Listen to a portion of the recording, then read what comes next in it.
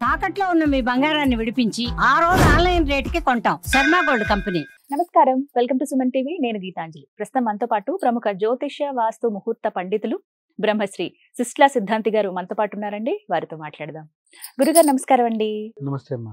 శ్రీ విశ్వావసునామ సంవత్సరంలో ద్వాదశ రాశుల్లో చివరిదైనటువంటి మీనరాశి వారి జాతక ఫలితాలు ఏ విధంగా ఉన్నాయో తెలియజేస్తారా? తప్పకుండా తల్లి. ముందుగా శ్రీ విశ్వావసునామ సంవత్సర శుభాకాంక్షలు మీనరాశి వారికి అందరికీ శుభాశీస్సులు మరియు శుభాకాంక్షలు మీనరాశి వారి అందరికీ ఉండాలని కోరుకుంటున్నా. ఇక ఇప్పుడు మీనరాశి వారికి సంబంధించి తెలుసుకునే ముందుగా అసలు మీనరాశిలోకి ఎవరు వస్తారని పరిశీలిస్తే పూర్వభాద్ర నక్షత్రంలో చివరి పాదం 4వ పాదం, మరి ఉత్తరాభాద్ర నక్షత్రంలోని 4 పాదాలతో పాటుగా రేవతి నక్షత్రంలో 4 పాదాలు, ఈ 9 పాదాల వాళ్ళు కూడా మీనరాశిలోకి వస్తారు.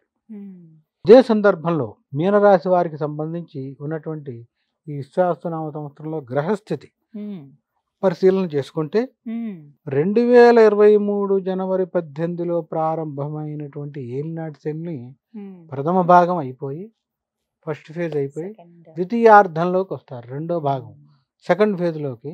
అందున జన్మరాశి ప్రవేశం శని చూస్తున్నాం. ఏలినాటి శనిలో రెండో భాగం.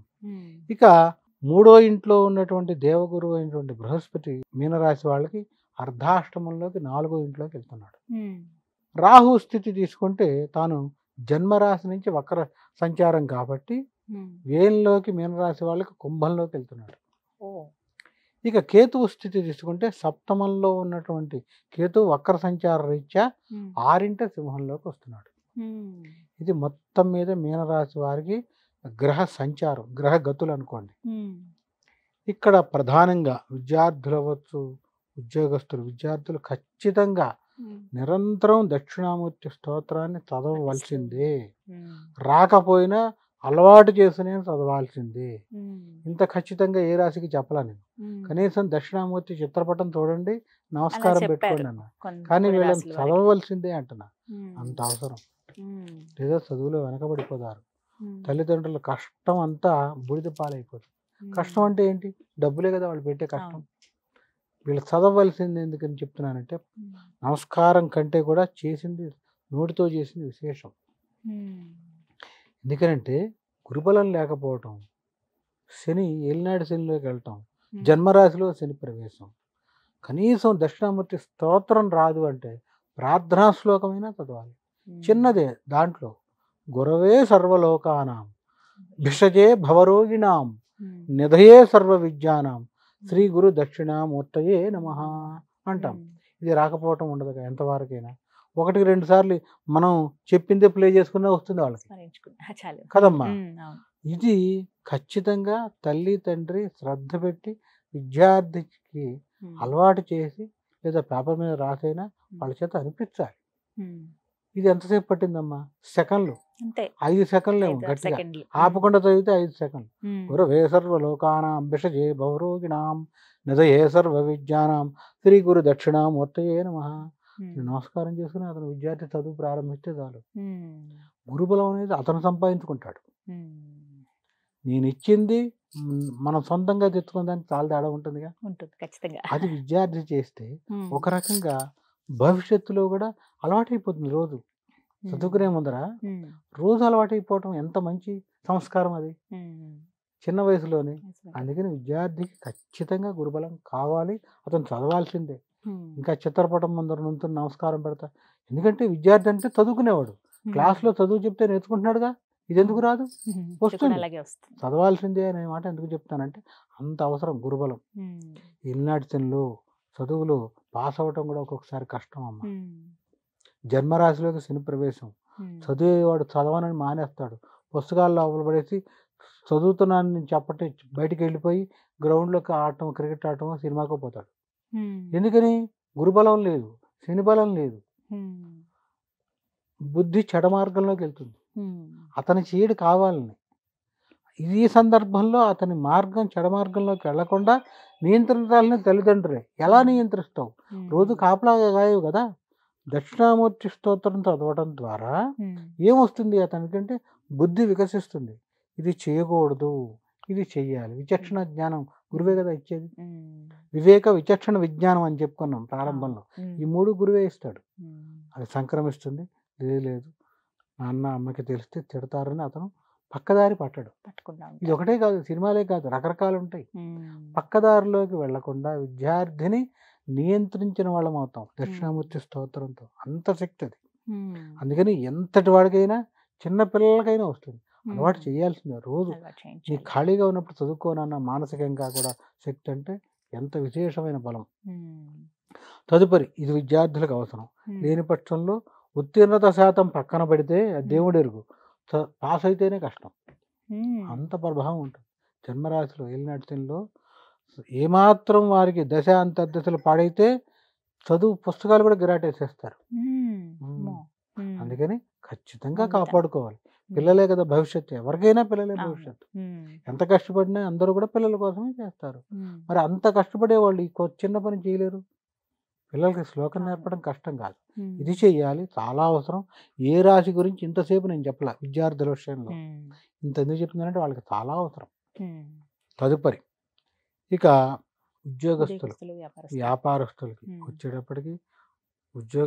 వచ్చేటప్పటికి ఉద్యోగంలో అభద్రతాభావం ఉంటుంది. అంటే ఇన్సెక్యూర్ ఫీలింగ్. చేస్తున్న సంస్థలో రేపు ఉద్యోగం ఉంటుందా, నాది ఊడిపోతుందా. ఏ రోజుకి ఆ రోజు దినదనగండం 100 ఏళ్ల ఆయుష్ లాగా ఉంటుంది. ఆయుష్ 100 ఏళ్లే, కానీ గండం ఉంటే రోజు ఉంటామా పోతామా అని తెలియకపోతే ఆ ఉద్యోగం చేయలేడు కదా. దాని మీద శ్రద్ధ పెట్టి కూడా చేయలేడు. రోజుకో మెయిల్ వచ్చి ఇక్కడ నీ ఇబ్బంది సరిగ్గా చేయలేదని పైనుంచో మెయిల్స్ ఇలా వస్తే ఎంత చేస్తాడమ్మా ఉద్యోగి. ఏ స్థాయిలో ఉన్న ఉద్యోగికైనా మీనరాశిలో వాళ్ళకి ఈ ఒత్తిడి భయంకరంగా ఉంటుంది. అంటే అభద్రతాభావం.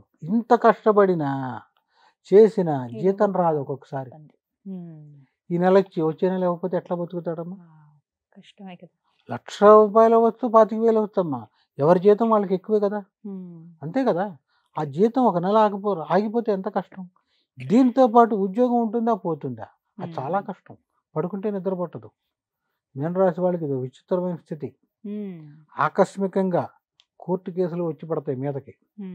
వివాదాలు, కోర్టు కేసులు, న్యాయపరమైన వివాదాలు. వ్యాపారస్తులకైతే రకరకాల హింసలు ఉంటాయి. తోటి వ్యాపారస్తుడి ద్వారా కేసులు పట్టము, లేదా raidings, income tax raidings, court కేసులు, ఇలాంటి చిత్ర విచిత్రాలను ఉంటాయి. ఇవన్నీ మిమ్మల్ని భయపెట్టడానికి చెప్తున్నారా గురువు గారు అనుకుంటారు కొంతమంది. భయపెట్టడానికి కాదు, వచ్చేటువంటి ఇబ్బంది చెప్తే ముందుగా జాగ్రత్త పడతారు. జాగ్రత్త పడాలంటే ఏం చేయాలి, మళ్ళీ ఇది ఒకటి ఉంటుందిగా సమస్య. ఇందాక చెప్పినట్టే శనివారం నియమం పాటించాల్సిందే. శనికి ప్రీతిగా నల్ల బట్టలు వేసుకోకూడదు, వదిలేయాలి. అదే సందర్భంలో ప్రతి శనివారం సూర్యోదయానికి పూర్వమే నిద్రలేవాలి. తైలాభ్యంగన స్నానం చేయాలి. తైలాభ్యంగన స్నానం అంటే మరి ఇందాక మనం చెప్పుకున్నట్టుగా మేషరాశి కానీ ఇతరత్ర అష్టమ శని జరిగేటువంటి సింహరాశి వారికి కానీ, అట్లాగే ఈనాటి శని గుర్తున్న వీళ్ళకి కానీ వచ్చేటప్పటికి ప్రధానంగా సూర్యోదయానికి పూర్వమే నిద్రలేవాలి. నల్ల నువ్వుల నూనె గానుగ దగ్గర దొరికేటువంటి తలకు రాసుకోవాలి, మొహానికి రాయాలి, పాదాలకు రాయాలి, తలార స్నానం చేయాలి. ఆడైనా మగైనా ఎవరికైనా తప్పదు. చేసి దీపారాన్ని వెలిగించాలి.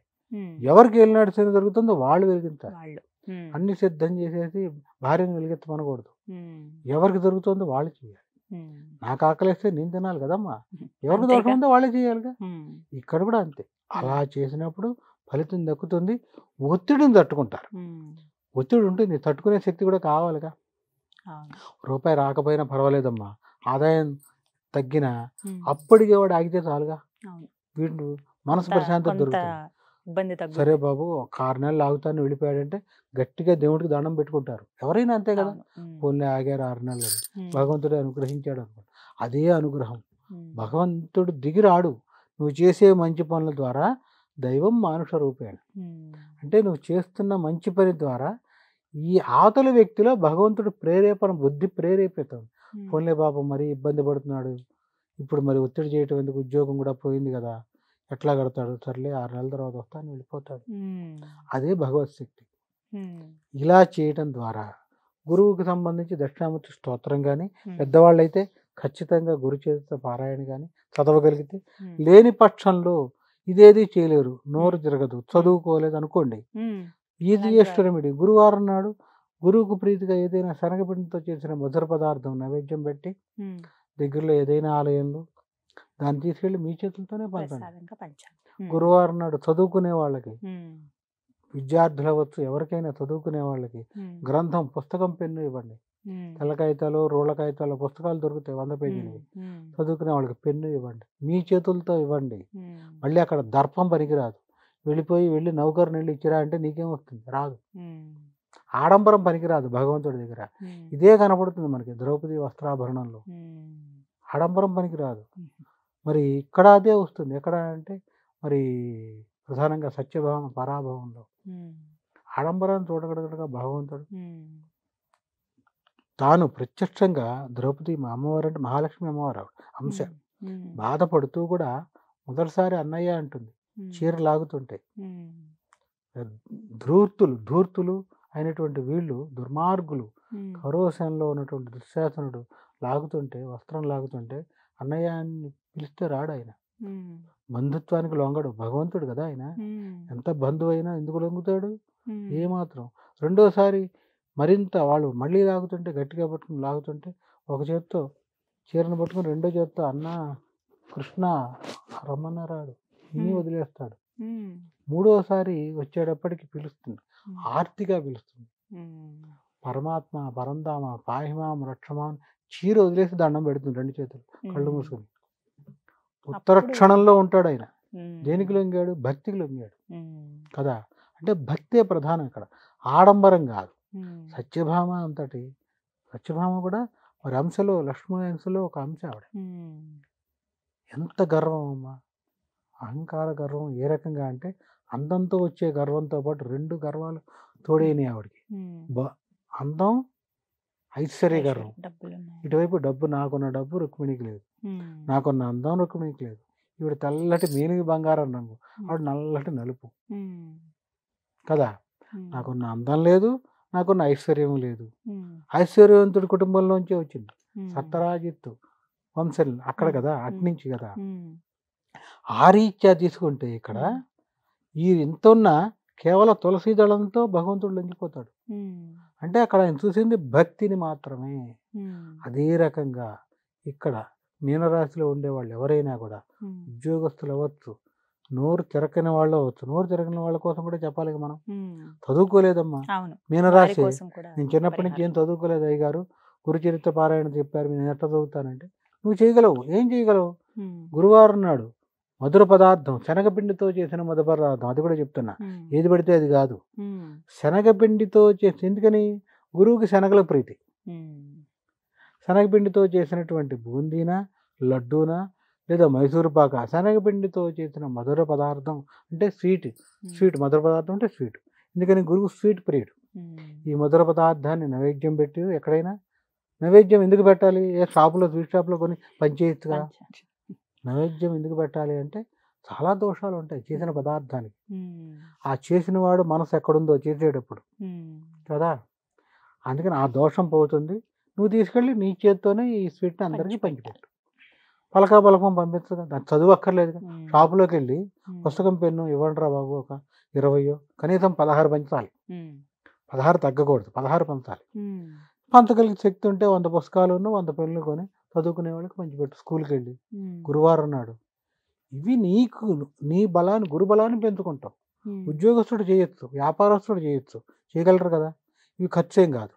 ఖర్చు పెట్టగలిగిన వాళ్ళైతే ఖచ్చితంగా నేను చెప్తా, సంస్కారం సశాస్త్రీయంగా ఏం చేయాలంటే, గురువుకి ప్రీతిగా గురువుకి హోమం, బృహస్పతి పాశుపతం, మేధా దక్షిణామూర్తి హోమం, ఇటు శనికి హోమం, శనికి సౌరి పాశుపతం అని ఉంటాయి. ఇవన్నీ చేసి సంస్కారం ఇచ్చి చివరిలో దానం ఇవ్వాలి. ఇలా చేసినా తిప్పుకుంటారు. వ్యాపారస్తులు ఖాళీ ఉండదు, వాళ్ళు చేసుకోగలరు. ఉద్యోగస్తులు కాస్త డబ్బులు ఉన్నవాళ్ళు చేసుకోగలరు. అశక్తులకైతే ఇలా చేసుకోవాలి. ఇలా చేసుకుంటే ఖచ్చితంగా ఆయా గ్రహాల అనుగ్రహం కలిగి నువ్వు 10వ మెట్లో ఉంచి 9కి 8కి పడవు, 10లో ఉంటావు, 11కి వెళ్ళవు. ఇంత చేస్తే మళ్ళీ వీళ్ళు అనుకుంటారు ఐశ్వర్యం కలిసి వస్తుంది, ఆ వ్యాపారంలో లక్షలు వస్తాయా? అవి రావు. మళ్ళీ అందుకే చెప్తున్నా, దోషం ఉంది కాబట్టి దోషం మీ మీదకి రాకుండా ఆపుతాం. ఎందుకని? యోగం లేదు ఇప్పుడేమి. ఏలినాటిలో యోగం రమ్మంటే రాదుగా. అర్ధాష్టమ గురువులో యోగం రమ్మంటే రాదు. వాళ్ళు దోషంలో ఉన్నందుకు దోషం నీ మీదకి రాకుండా నిన్ను నువ్వు ప్రొటెక్ట్ చేసుకుంటావు. అంటే రక్షణ వలయం అది. అంత మటుకు చేసుకోవచ్చు. చేయడం ద్వారా వాళ్ళు నియంత్రింపబడతారు. దోష తీవ్రత మన మీదకి రాదు. అరే గత సంవత్సరం కంటే ఈ సంవత్సరం దిగిపోయాం తెలిసిపోతుంది. ఏళ్ళు నడిచిన వాళ్ళకి తెలిసిపోతూనే ఉంటుంది గ్రాఫ్. ఈ సంవత్సరం ఇంకా దిగిపోతాం అని రాకుండా ఉన్న స్థానంలో కూర్చోబెట్టచ్చు. ఉన్న స్థానం 10లో ఉన్నాడు పోయిన సంవత్సరం, ఈ సంవత్సరం 9కి వచ్చాడు, ఏళ్ళు నడిచింది కదా, ఖచ్చితంగా దింపేస్తుంది. మరి ఈ సంవత్సరం 8లోకి వెళ్లకుండా 9లో కూర్చోబెట్టాలి. ఆ శక్తి ఉంటుంది. ఎందుకంటే మంత్రభాగంలో అదే ఉంది. అందుకని ఏం చెప్తాము అంటే దైవాధీనం జగత్సర్వం మంత్రాధీనంతో దైవతం తన్మంత్రం బ్రాహ్మణాధీనం బ్రాహ్మణానాం సర్వత్ర పూజ్యేత్ అంటాం. ఇంకో సందర్భంలో బ్రాహ్మణ మమ దేవత అంటాం. అందరూ దేవతలు కాదు. ఎవరు బ్రాహ్మణుడు అందరూ దేవతలు కాదు. ఎవరిని చెప్పారు? మంత్రం సుస్పష్టంగా చెప్పేవాళ్ళు, ఆచారం పాటించేవాళ్ళు. ఇన్ని ఇక్కడ చెప్పి బయటికి వెళ్ళి పిచ్చి పనులు చేస్తే వాడు కాదుగా. అందుకని ఎవరిని చెప్పారంటే దైవాధీనం జగత్సర్వం, జగత్తంతా ప్రపంచం అంతా భగవంతుడి ఆధీనంలోనే ఉంది. కానీ భగవంతుడు ఎవరి ఆధీనంలో ఉన్నాడు? మంత్రాధీనంతో దైవతం. మంత్రం ద్వారానే భగవంతుడు అక్కడికి వస్తాడు. మంత్రం బ్రాహ్మణాధీనం. చదువుకున్న బ్రాహ్మణుడు అందరూ కాదు, ఎవడు పడితే వాడు కాదు. మళ్ళీ ఇక్కడ అంతా వాడు ఎవరు? శుచిగా శుభ్రంగా నిష్టగా ఉండేవాడు, వాడు భగవత్ స్వరూపుడు. అందుకనే బ్రాహ్మణ వై మమ దేవత, నాకు దేవుడితో సమానం. అనుకో భాగంలో బ్రాహ్మణం సర్వత్ర పూజ్యం. అలాంటి బ్రాహ్మణుడు పూజనీయుడు. ఎందుకని? నీ చేత అన్ని మంచి పనులు చేయిస్తాడు. చేయిస్తూ భగవంతుడిని నీకు దగ్గర చేస్తాడు, భగవంతుడిని చూపిస్తాడు కదా. అంటే గురువుతో సమానం కదా. అందుకని ఇక్కడ అలా చేస్తే సశాస్త్రీయంగా సంస్కారం చేసుకునే అధికారం పర్వాలేదు. ఐశ్వర్యపరంగా ఆర్థికంగా శక్తి ఉండనప్పుడు మనం చేయిస్తాం, చేసుకోవచ్చు. లేని పక్షంలో ఆసక్తులు అయితే ఇందాక నేను చెప్పినట్టు గురువుకి శనికి శనివార నియమంతో పాటు శనికి తైలాభ్యంగన స్నానంతో పాటు ఇవన్నీ చేస్తే ఖచ్చితంగా చెప్పుకుంటారు. అంటే వచ్చేటువంటి ఉపద్రవాన్ని నివారించుకుంటారు. వీళ్ళు నివారించుకొని ఏమి ఇబ్బంది లేదు. కానీ కాకపోతే ఏంటంటే ఇక్కడ ప్రధాన గ్రహాల్లో రాహు ఏళ్ళలో, కేతు వచ్చేటప్పుడు మీనరాశి వారికి 6 కొంత కేతువు పర్వాలేదు, మిగిలిన 3 గ్రహాల బలం పోయింది గోచారాలు. అందుకని భయంకరమైన ఒత్తిడి ఉంటుంది. కోర్టు కేసులు ఒకటి కాదమ్మా, ఒక్కొక్కరికి రకరకాల సమస్యలు. 3వసారి దొరుకుతూ ఉంటుంది ఏలినాటి శని. 3వసారి జరిగే వాళ్ళకి అపమూర్చి దోషం, చాలా ప్రమాదం అది. జన్మరాశులు, జన్మం అంటే మన శరీరమే, మన శరీరమే జన్మం అంటే అది అపమూర్చితో అత్యంత ప్రమాదం. దీంతో పాటు ఈ మీనరాశి వాడి తండ్రికి ఆరోగ్య భంగం. 2వసారి ఏలినాటి శని జరిగేటువంటి జాతకుడు, 2వసారి ఏలినాటి శని అంటే మొదటి సంవత్సరంలో వచ్చింది, 2వసారి 30 ఏళ్ళకి తండ్రికి ఆరోగ్య భంగం. మొదటిసారి రాలేదనుకోమ్మా, పుట్టిన 15వ సంవత్సరం ఏలినాటి శని వచ్చింది అనుకోమ్మా, మళ్ళీ ఇప్పుడు 45వ సంవత్సరంలో వస్తుంది జాతకుడికి. ఈ జాతకుడి తండ్రికి అపమూర్చి దోషం ఉన్నటువంటి తండ్రి పోతాడు. అందుకని ఈ సంస్కారాలు అవసరం. ఇవన్నీ తెలుసు కాబట్టి పోతాడని భయపెడుతున్నారు గురువు గారు. అంటే భయపెట్టడం కాదు, ఉన్న దోషం చెబితే సరి చేసుకుంటారు కాబట్టి. ఇవన్నీ దీంట్లో మీనరాశిలో మరీ ముఖ్యంగా ఈ సంవత్సరం చాలా బాగున్న వాళ్ళు తులారాశి అయితే మరీ ఇబ్బంది పడేవాళ్ళు మీనరాశి వాళ్ళమ్మ. అందుకని మీనరాశి గురించి ఇంతసేపు ఎక్కువ చెప్పాల్సి వచ్చింది. మరీ ముఖ్యంగా నేను ఏ రాశికి కూడా పిల్లలకి, విద్యార్థులు దక్షిణామూర్తి పటం చూడని అన్నా కానీ వీళ్ళైతే చదవమని అవసరం. దోష తీవ్రత ఎక్కువ ఉంది. ఎందుకంటే శని, గురు, రాహు ఏ బలం లేకపోతే జీవుడు ఎట్లా బతుకుతాడమ్మా? కేవలం ఎవరు తట్టుకుంటారంటే ఎంత బాగున్నా వారి వ్యక్తిగత జాతకంలో, పర్సనల్ హారోస్కోప్లో దశ అంతర్దశలు బాగున్న వాళ్ళు మాత్రం ఖచ్చితంగా తిప్పుకుంటారు, తగులుతారు మనకు. అలాంటి వాళ్ళు కూడా నాది మీన రాశారా, ఏ గారు గురువు గారు ఏదో చెప్పాడు నోటికి వచ్చినట్టు బ్రహ్మాండంగా ఉన్నా అంటాడు. అది నీ గొప్పతనం కాదు. ఇప్పుడు కూడా చెప్తున్నా, మన మాధ్యమం ద్వారా నీకు దొరుకుతున్న దశ అంతర్దశలు పూర్వజన్మ పుణ్యంతో తట్టుకున్నావు, అంతే కదా. అలా అని ఇప్పుడు ఏం చేయనంటే ఎక్కడితో ఆగిపోతుంది. అది ఇది అత్యంత ప్రధానం. ఎప్పుడు ఏం చేయాలి, ఏం చేస్తా కదా, మరి ఏం చేస్తే వీళ్ళు బయటకు వస్తారు. నేను చెప్పేటువంటి పరిహారం అంటే మీకు ప్రస్తుతం శని మహర్దశ కానీ అంతర్దశ కానీ శనిది జరుగుతూ ఉంటే ఖచ్చితంగా నేను చెప్పేటువంటి నియమం పాటిస్తూ ఉంటే గనక ఆర్థికంగా శక్తి ఉన్న వాళ్ళు హోమాలు చేయించుకుంటారు. శక్తి లేని వాళ్ళు కూడా ఉంటారు కదా, అశక్తులు అంటాం. వాళ్ళని తక్కువ చేసి మాట్లాడకూడదు. అశక్తులు అంటే ఆ సందర్భంలో డబ్బులు ఉండకపోవచ్చు, ఎవరికో ఇచ్చి ఉండొచ్చు, కానీ అవసరం కదా, వాళ్ళు బాగుండాలి కదా. అందుకని వారందరూ కూడా ఇది ఖచ్చితంగా ఈ నియమం పాటిస్తే దాదాపు కష్టం జరుగుతున్న కష్టం తెలియకుండా బయటపడిపోతారు. కష్టం ఉంటుంది కానీ తట్టుకునే శక్తి ఉంటుందిగా, ఆ శక్తి ఇస్తాడు భగవంతుడు. శరీరంలో నొప్పిని తట్టుకుని మనం వెళ్ళాలిగా, ఆఫీస్కి వెళ్ళాలన్నా. అట్లాగే గ్రహబలం తక్కువైనా బాధలు పెడుతున్నా దాన్ని తట్టుకుని ముందుకు వెళ్ళాలి. అందుకని ఈ చిన్న పరిహారం చేస్తే సరిపోతుంది. దాదాపుగా నేను చెప్పినటువంటి అన్ని ఈ 5 రాసులతో పాటు శని దశ కానీ అంతర్దశలో ఏదైనా గ్రహం యొక్క దశలో అంతర్దశ శని జరుగుతున్న వాళ్ళు ప్రతి శనివారం నాడు మరీ ముఖ్యంగా సూర్యోదయానికి పూర్వమే నిద్ర లేవాలి. లేచి నల్ల నువ్వుల నూనె తీసుకుని, ఆ నల్ల నువ్వుల నూనె ఈ దిక్కుమాల షాపులు కాకుండా గానుగుల దగ్గర మంచి దొరుకుతుంది, నల్ల నూనె కల్తీ లేనిది. అది తెచ్చుకొని అర కేజీనో కేజీనో ఎంతో తెచ్చుకొని 2 భాగాలు చేసుకోండి, 2 డబ్బాల్లో పోయండి. ఆ కేజీ తెచ్చుకున్నారు, అర కేజీ తెచ్చుకున్నారు. ఒకటేమో తలకు రాసుకోవడానికి వాడండి, దాన్ని దీంట్లో కలపకూడదు. పూజా మందిరం దగ్గర 2 డబ్బాలు ఎందుకు చేయమంటున్నానంటే, ఒక డబ్బా పూజా మందిరం దగ్గర పెట్టుకోండి, ఒక డబ్బా మీరు నూనె రాసుకునే దగ్గర పెట్టండి. ఇది అది మారకుండా ఉంటుంది.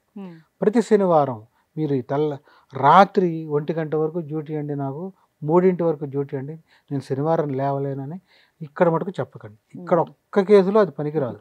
మిగిలిన అన్ని రోజులు మీరు రోజు 5ంటికి వచ్చారో 2ంటికి వచ్చారో డ్యూటీ నుంచి వచ్చి మధ్యాహ్నం 12కి లేచినా పర్వాలా, ఒక్క శనివారం మటుకు మీ కష్టం పోవాలి కదా. పోవాలంటే మీరే చేసుకోవాలి. ఇది సులభమైన తరుణోపాయం. ఏం చేయాలంటే 5ంటికి సూర్యోదయానికి పూర్వమే నిద్ర లేవాలి. దంతధావనం చేసి ఖచ్చితంగా మీరు తెచ్చుకున్న 2 డబ్బాల్లో ఒకటి పూజా మందిరం దగ్గర పెడతారు కదా, 2వ డబ్బా ఉంటుంది. ఆ డబ్బాలో నల్ల నువ్వులను తీసుకుని తలకి రాసుకొని, మొహానికి రాసుకొని, పాదాలకి, కాళ్ళకి, వెనకాల మడవలకి ఖచ్చితంగా రాయాలి. పాదానికి రాసిన వెనకాల రాయాలి. రాచి తలారా స్నానం చేయాలి శనివారం నాడు. చేసేసి ఎవరికి ఏలినాడు శని జరుగుతుందో వాళ్ళు చేయాలి ఈ పని. స్నానం చేసి రాగానే చక్కగా బొట్టు పెట్టుకుని, తైలాభ్యంగ స్నానం అంటాం కదా. తెల అంటే నువ్వులు, తైలం అంటే నూనె, నల్ల నువ్వుల నూనెతో ఈ తైలాభ్యంగ స్నానం అయిపోతుంది. అవ్వగానే తల తుడుచుకోగానే చక్కటి వస్త్రం కట్టుకుని ఉతికింది దీపారాధన దగ్గరికి వెళ్ళి, ఈ దీపారాధనకి వాడేటువంటి నూనె రోజు నూనె కాకుండా శనివారం నాడు ఇంకో డబ్బాలో ఉంది కదా, ఆ నల్ల నువ్వుల నూనె రాగి ప్రమిది ఒకటి దొరుకుతుంది. రాగి ప్రమిది కానీ కుంది కానీ చిన్న చిన్నవి పూజా స్టోర్లో దొరుకుతాయి. అవి 2, 3 ఇంట్లో కొనికి పెట్టుకోండి. ఒకటి తోమటానికి వేసిన ఒకటి ఉంటుంది కదా. శనివారం నాడు దాంట్లో 3 ఒత్తులు వేయండి. 3 ఒత్తులు ఇలా వేయండి, అంతేగాని 3 కలిపి ఒక ఒత్తి చేయకండి. ఇంత చేస్తే అంటే 3 జ్యోతులుగా వెలగాలి. మన ఇల్లు తూర్పు, ఉత్తరం దిక్క, దక్షిణం దిక్క పని లేదు. మీరు దీపారాధన కూర్చునేప్పుడు మీరు తూర్పుగా కూర్చోండి. ఈ జ్యోతులు కూడా తూర్పుగా వెలగాలి. ఈ 3 జ్యోతులను ఏం చేయాలి అంటే, 3 జ్యోతులుగా ఉంటాయి కదా, ఒత్తులు దాంట్లో వేసి నల్ల నువ్వుల నూనె వేయాలి. వేసి వెలిగించి దీపారాధన చేసి గంగ సింధూరం దొరుకుతుంది. ఈ సింధూరం బొట్టు పెట్టండి దానికి, దీపారాధన కుందికి పెట్టి అక్షంతలు పుష్పాలు వేసి నమస్కారం చేసి ఆంజనేయ స్వామికి నోటికి వచ్చిన ఏదైనా స్తోత్రం చదవండి. ఏది రాకపోతే ఓం నమో ఆంజనేయాయ నమః నమస్కారం పెట్టుకోండి. చదువు లేని వాళ్ళైతే ఆంజనేయ స్వామి వారికి త్రికరణ శుద్ధిగా నమస్కారం పెట్టుకోండి. ఆయన ఎల్లినడిసిన జరుగుతోంది, ఇదే భారం అని, నన్ను రక్షించు. ప్రార్థన ఇంకెవరిని ప్రార్థిస్తాం, భగవంతుడే కదా. నన్ను రక్షించు, కష్టాలను గట్టెక్కించు అని ప్రార్థన చేసి నోటికి వచ్చిన వాళ్ళు స్వామికి సంబంధించిన శ్లోకం చదవండి. ఇది చేసి మీరు నిత్యం చేసే ఉద్యోగానికి వెళ్తారు. నైట్ డ్యూటీ వచ్చిన వాళ్ళు అయితే మళ్ళీ పడుకోండి. పడుకోవద్దు అనట్లేదుగా. ఆ సూర్యోదయానికి పూర్వమే నిద్ర లేచి ఇది మొత్తం చేసి దీపారాధన మీరే చేయాలి. ప్రతిరోజు మీ భార్య చేస్తున్నా ఏలినాటి శని మీకు జరుగుతుంది కదా, మీరే చేయాలి. ఒకవేళ భార్యకి జరుగుతుంటే భార్య చేయాల్సిందే, చెయ్యాలి. ఎంత లేట్ అయినా కూడా చేయాలి. ఇది చేస్తూ శనివారం నాడు సెలవైనా కూడా, ఉద్యోగస్తుల్లో దాదాపుగా ఎక్కువ మంది శనివారం సెలవు, బయటికి వెళ్ళి ఆ పార్టీకి వెళ్ళి ఈ పార్టీకి వెళ్ళి, ఇవన్నీ పిచ్చి మాటలు. ఎంత ఉన్నా కూడా ఎవరో మిమ్మల్ని రక్షించడు, భగవంతుడే కదా రక్షించేది. అందుకని శనివారం నాడు నియమబద్ధమైన జీవితం. అంటే పగలు భోజనం చేయండి, రాత్రిళ్ళు పలహారం మాత్రమే తినండి. అంటే భోజనం కాదు, ఇడ్లీనో దోశ మీకు నచ్చింది తినండి, ఉప్మానో. సాధ్యమైనంత వరకు పలహారం చేస్తూ వివాహితులు బ్రహ్మచర్యం కూడా పాటించాలి. ఇలా చేస్తే శని అనుగ్రహం సంపూర్ణంగా లభిస్తుంది. ఇందులో ఎక్కడ డబ్బు ఖర్చు లేదు. నేను చెప్పిన దాంట్లో డబ్బు ఖర్చు అన్నవి చెప్తారు అయ్యగారులు అంటూ ఉంటారు కొంతమంది. ఇది డబ్బు ఖర్చు లేదు, కానీ ప్రతి శనివారం చేయాల్సిందే.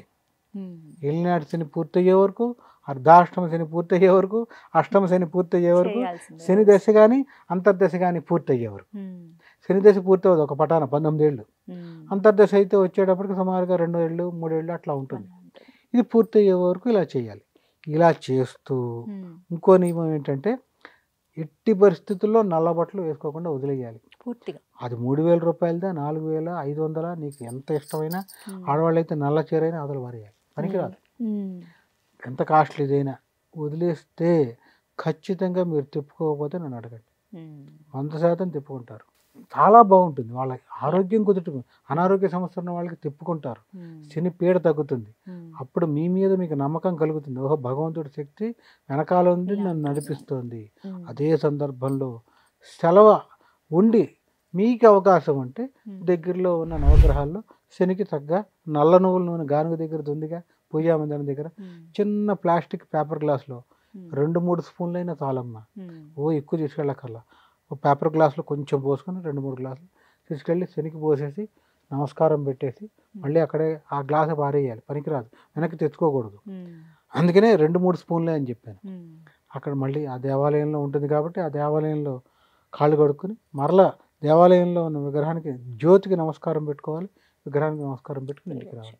ఇలా చేస్తూ ఉంటే ఎలాంటి శని బాధలున్నా పీడలున్నా మొత్తం పోతాయి.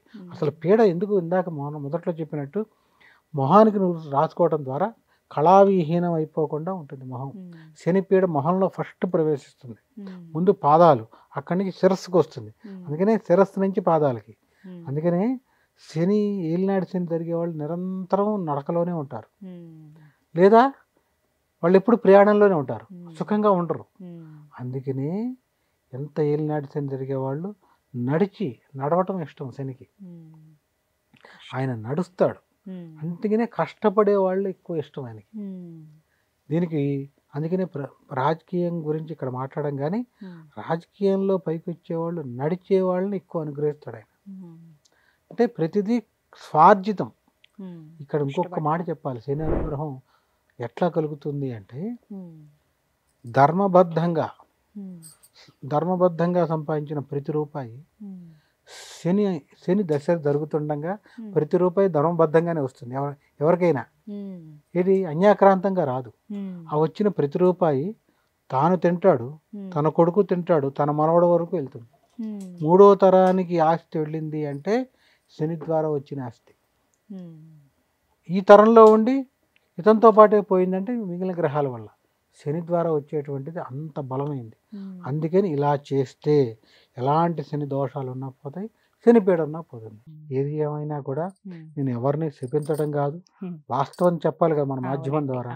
మీనరాశిలో ఉన్న వాళ్ళందరూ బాగుండాలి, మీ యొక్క కులదైవం యొక్క అనుగ్రహ ఆశీస్సులు నిండా మీకు ఉండాలని కోరుకుంటూ అందరూ బాగుండాలని, అవకాశం ఉన్న వాళ్ళు ప్రతి వ్యక్తి కూడా చేయవలసిన ఆసక్తులైతే డబ్బు ఖర్చు లేని ఉపాయాలు చెప్పాను, అవైనా చేసుకొని మీ అందరూ కూడా సుఖ సంతోషాలతో ఉండాలని అందరికీ కూడా మరొక్కసారి శ్రీ విశ్వావసునామ సంవత్సర ఉగాది శుభాకాంక్షలు మరియు శుభాశీస్సులు.